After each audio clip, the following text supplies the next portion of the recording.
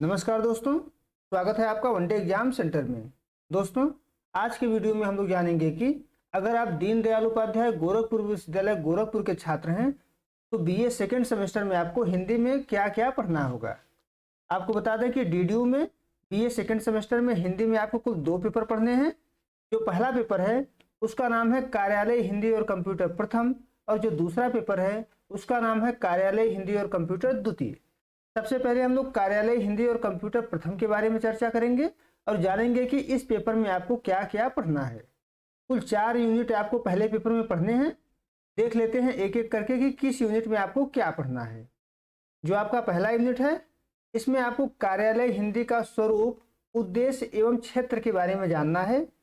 इसमें भी आपको जानना है कि कार्यालय हिंदी की संकल्पना क्या होती है, यानी कार्यालय हिंदी किसे कहते हैं, उसकी कौन कौन सी विशेषता होती है, इसके बारे में आपको जानना है। कार्यालय हिंदी का उद्देश्य क्या होता है, इसके बारे में जानना है। कार्यालय हिंदी का क्षेत्र क्या होता है, इसके बारे में जानना है। इसके अलावा कार्यालय हिंदी, सामान्य हिंदी और साहित्यिक हिंदी के संबंधों के बारे में जानना है कि तीनों में संबंध क्या है, तीनों में अंतर क्या है, इसके बारे में आपको पढ़ना है। इसके अलावा जो कार्यालय हिंदी का विभिन्न क्षेत्र होता है, जैसे प्रशासनिक हो गया, व्यवसायिक क्षेत्र हो गया, विधिक क्षेत्र हो गया, इन सब के बारे में आपको एक एक करके पढ़ना होगा। इन सब की विशेषताएं क्या होती हैं, यानी प्रशासनिक क्षेत्र में जो कार्यालय हिंदी होता है उसकी क्या विशेषताएं होती हैं, विधिक क्षेत्र में जो कार्यालय हिंदी होता है उसकी क्या विशेषताएं होती हैं, इन सब के बारे में आपको विस्तार से पढ़ना होगा।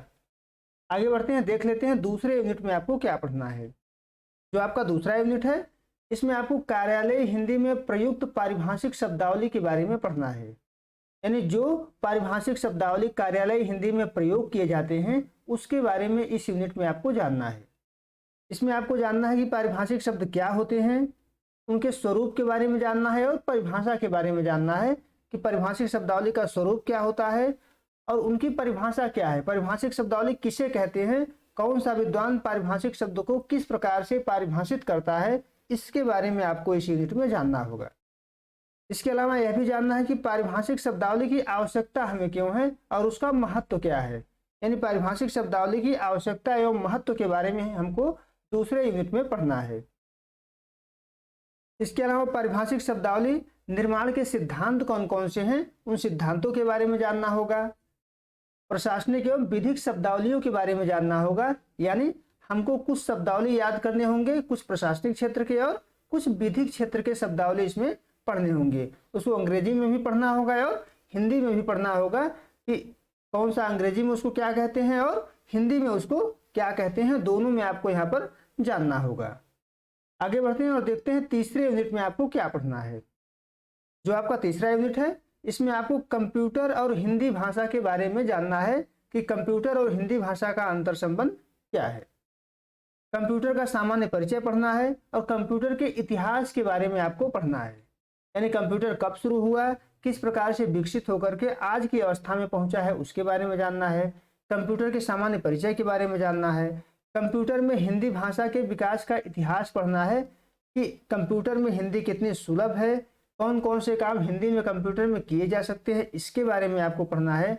इसके आवश्यकता एवं महत्व के बारे में पढ़ना है कि हिंदी भाषा में कंप्यूटर सहज हो, सुलभ हो, इसकी हमको क्यों आवश्यकता है, और हिंदी भाषा में अगर कंप्यूटर सहज और सुलभ हो जाती है तो उसका क्या महत्व होगा हमारे जीवन में, इसके बारे में हमको यहाँ पर पढ़ना होगा। आगे बढ़ते हैं और देखते हैं चौथे यूनिट में क्या पढ़ना है। जो चौथा यूनिट है इसमें आपको हिंदी भाषा में कंप्यूटर प्रौद्योगिकी के बारे में पढ़ना होगा कि हिंदी भाषा में कंप्यूटर प्रौद्योगिकी क्या क्या सुलभ हो चुका है, कौन कौन सा कंप्यूटर का जो टूल है हिंदी भाषा में आ चुका है, इसके बारे में हमको जानना है। इंटरनेट और हिंदी के बारे में जानना है कि इंटरनेट हिंदी भाषा में कितनी सुलभ हो गई है और इंटरनेट के बारे में हमको विस्तार से पढ़ना होगा और हिंदी में इसका उपयोग किस प्रकार से कर सकते हैं, इसके बारे में आपको यहाँ पर पढ़ना होगा। हिंदी में उपलब्ध सॉफ्टवेयर एवं वेबसाइट जानने होंगे, हिंदी में कौन कौन से सॉफ्टवेयर उपलब्ध हैं और कौन कौन से वेबसाइट हिंदी के हैं, इसके बारे में हमको यहाँ पर पहले पेपर में पढ़ना होगा। इसके अलावा सोशल मीडिया और हिंदी लेखन कौशल, हम फेसबुक पे लिखते हैं, ट्विटर पे लिखते हैं, कई फेसबुक पेज बने हुए हैं, उसमें हमारा लेखन कौशल हिंदी भाषा में किस प्रकार से है, इसके बारे में हमको इस चौथे यूनिट में पढ़ना होगा तब जा करके यहाँ पर हमारा पहला पेपर समाप्त होगा। यानी पहले पेपर में आपको कुल 4 यूनिट पढ़ना है। अब देख लेते हैं कि दूसरे पेपर में आपको क्या क्या पढ़ना होगा। जो आपका दूसरा पेपर है उसका नाम है कार्यालय हिंदी और कंप्यूटर द्वितीय, और इसमें भी आपको 4 यूनिट ही पढ़ने हैं। देख लेते हैं कि किस यूनिट में क्या क्या पढ़ना होगा। पहले यूनिट में आपको कार्यालय हिंदी पत्राचार के बारे में जानना है, और इसमें भी आपको आवेदन पत्र के बारे में जानना है कि आवेदन पत्र क्या होता है, आवेदन पत्र की विशेषताएं कौन कौन सी होती हैं, आवेदन पत्र का प्रारूप क्या होता है इसके बारे में जानना है, सरकारी पत्र के बारे में जानना है, अर्ध सरकारी पत्र के बारे में जानना है, कार्यालय आदेश के बारे में पढ़ना है, परिपत्र के बारे में पढ़ना है, अनुस्मारक के बारे में पढ़ना है, अधिसूचना के बारे में पढ़ना है और कार्यालय ज्ञाप के बारे में पढ़ना है। यहाँ पर जितने भी पत्र दिए हुए हैं इन सबके बारे में इनकी परिभाषा जाननी है, इनकी विशेषता जानना है, इनका प्रारूप जानना है, यानी किस प्रकार से लिखे जाते हैं इसके बारे में आपको विस्तार से पढ़ना होगा आपको पहले यूनिट में। इसके अलावा विज्ञापन के बारे में जानना है। विज्ञापन में भी आपको निविदा के बारे में जानना है, संकल्प के बारे में जानना है, प्रेस विज्ञप्ति के बारे में जानना है। इन तीनों की जो परिभाषा होगी उसको जानना होगा। परिभाषा के अलावा उनकी विशेषता जानना है, उनके प्रारूप के बारे में जानना है कि किस प्रारूप में लिखे जाते हैं, लिखने की इनकी पद्धति क्या होती है। इन सब के बारे में पहले यूनिट में आपको विस्तार से पढ़ना होगा। अब आगे बढ़ते हैं और देखते हैं कि दूसरे यूनिट में आपको क्या पढ़ना है। जो आपका दूसरे पेपर का दूसरा यूनिट है इसमें प्रारूपण, टिप्पण, संक्षेपण, पल्लवन एवं प्रतिवेदन के बारे में पढ़ना है। इसमें आपको पढ़ना है कि प्रारूपण क्या होता है, उसके अर्थ के बारे में जानना है, प्रारूपण के सामान्य परिचय के बारे में जानना है, प्रारूपण लेखन पद्धति यानी प्रारूपण किस प्रकार से लिखा जाता है इसके बारे में आपको इसमें पढ़ना है।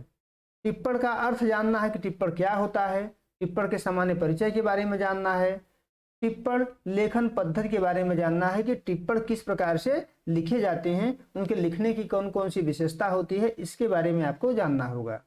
संक्षेपण क्या होता है इसके बारे में जानना है, संक्षेपण का अर्थ एवं सामान्य परिचय के बारे में जानना है, संक्षेपण की लेखन पद्धति क्या होती है इसके बारे में जानना है, पल्लवन क्या होता है, पल्लवन का अर्थ क्या होता है, पल्लवन लिखने की प्रक्रिया जो है क्या होती है उसके प्रक्रिया के बारे में जानना है।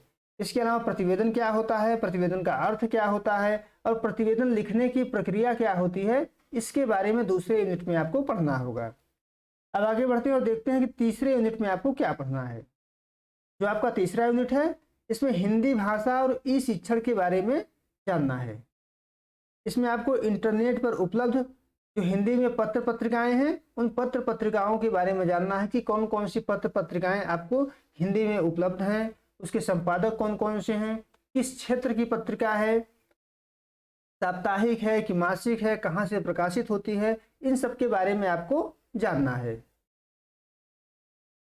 इसके अलावा इंटरनेट पर उपलब्ध दृश्य श्रव्य सामग्री के बारे में जानना है कि हिंदी भाषा में कौन कौन सी दृश्य और श्रव्य सामग्री हिंदी भाषा में आपको इंटरनेट पर उपलब्ध हैं। ब्लॉग के बारे में जानना है, फेसबुक पेज के बारे में जानना है, ई पुस्तकालय सामग्री सरकारी तथा गैर सरकारी चैनल के बारे में जानना है। इसमें ज्ञान दर्शन के बारे में जानना है कि ज्ञान दर्शन क्या है, कब शुरू हुआ, कौन कौन सी इसकी विशेषताएं हैं, ई पाठशाला क्या है, स्वयं मोक्ष क्या है, इन सब के बारे में जानना है कि कब शुरू हुए, कौन कौन सी इसकी विशेषताएं हैं। पॉडकास्ट के बारे में जानना है कि पॉडकास्ट क्या होता है, पॉडकास्ट की विशेषताएं कौन कौन सी होती हैं। आभासी कक्षाओं के बारे में जानना है कि आभासी कक्षाएं क्या होती हैं और आभासी कक्षाओं की विशेषता क्या होती है, इसके बारे में आपको तीसरे यूनिट में पढ़ना है। अब आगे बढ़ते हैं और देखते हैं कि चौथे यूनिट में आपको क्या पढ़ना है। जो आपका चौथा यूनिट है इसमें आपको हिंदी कंप्यूटर टंकण एवं शॉर्ट हैंड का सैद्धांतिक पक्ष जानना है। इसमें आपको जानना है कि हिंदी भाषा के विभिन्न फॉन्ट कौन कौन से हैं, यानी जो टाइप किया जाता है हिंदी भाषा में, जैसे कुर्तुदेव 10 हो गया, इसी प्रकार से अन्य जो हिंदी भाषा के विभिन्न फॉन्ट हैं उसके बारे में आपको यहाँ पर जानना होगा।